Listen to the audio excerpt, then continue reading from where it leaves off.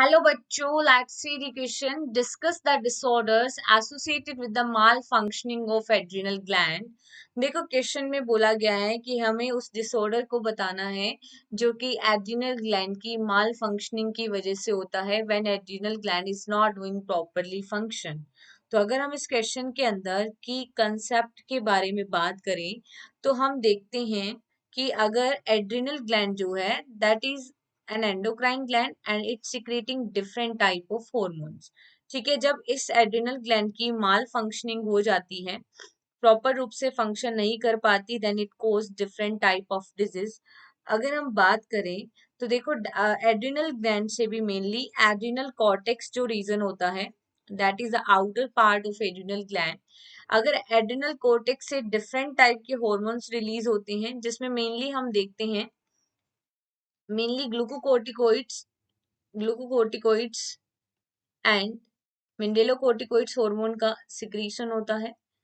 अगर इन glucocorticoid and मिनरलोकोर्टिकोइड hormone की, ठीक है, डेफिशिएंसी हो जाएगी, इनकी डेफिशिएंसी हो जाती है, तो उस केस में जो डिजीज हो जाती है that is known as the Addison's disease.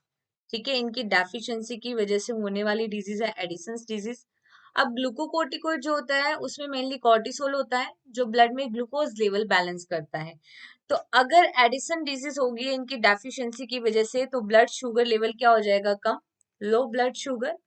और हम देखते हैं जो मिनरलोकोर्टिकोइड हार्मोन होता है उसमें आता है एल्डोस्टेरोन हार्मोन, है ना. और एल्डोस्टेरोन हार्मोन जो होता है वो सोडियम आयंस का रीएब्जॉर्प्शन में हेल्प करता है. तो अब यहाँ पे हम देखते हैं कि अगर प्रॉपरली रीएब्जॉर्प्शन नहीं होगा तो सोडियम आयन जो है उसका लेवल डिक्रीज हो जाएगा प्लाज्मा में, decrease sodium ion in plasma. और जो एल्डोस्टेरोन होता है वो एक्सक्रीशन कराता है पोटेशियम आयन का. फर्दर पोटेशियम आयन का एक्सक्रीशन नहीं होगा तो इस केस में हाई पोटेशियम आयन हो जाएगा प्लाज्मा के अंदर. ओके, तो ये देखा जाता है एडिसन डिजीज के अंदर जो कि डेफिशिएंसी की वजह से होती है. अगर हम बात करें कि एड्रेनल कॉर्टेक्स से रिलीज होने वाले अगर हार्मोन है जिसमें मेनली देखते हैं जो हार्मोन एक्सेस में सिक्रीट होता है, एक्सेस में कौन सा, ग्लूकोकोर्टिकोइड. और ग्लूकोकोर्टिकोइड में मेनली जो हार्मोन होता है that is the cortisol hormone. और इसके एक्सेस सिक्रीशन होने से कौन सी डिजीज हो जाती है, कुशिंग सिंड्रोम. ठीक है, कौन सी डिजीज हो जाती है, कुशिंग सिंड्रोम. ठीक है, due to the excess of cortisol hormone, जिसकी वजह से हम क्या देखते हैं, ट्यूमर हो जाता है एड्रिनल कॉर्टेक्स में.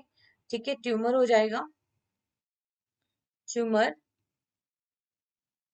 इन tumour of adrenal cortex.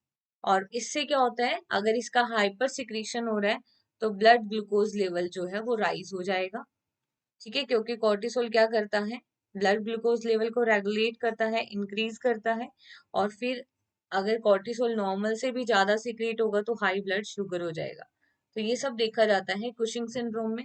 So these all disease happen due to the malfunctioning of adrenal gland. Hope you understood this concept. Best of luck.